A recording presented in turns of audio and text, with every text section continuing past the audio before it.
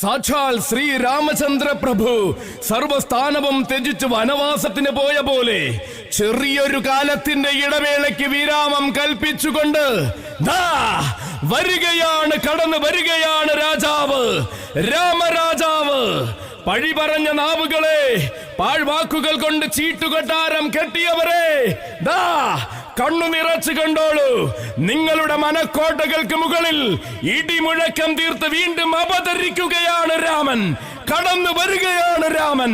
കാലുവയ്ക്കുന്ന മണ്ണിൽ കനകസിംഹാസനം കാത്തിരിക്കുന്ന രാജാവ്, ഒരേ ഒരു രാജാവ്, സാക്ഷാൽ കലിയുഗ രാമൻ, ഏകഛത്രാധിപതി തെച്ചിക്കോട്ടുകാവ് രാമചന്ദ്രൻ വരികയാണ്.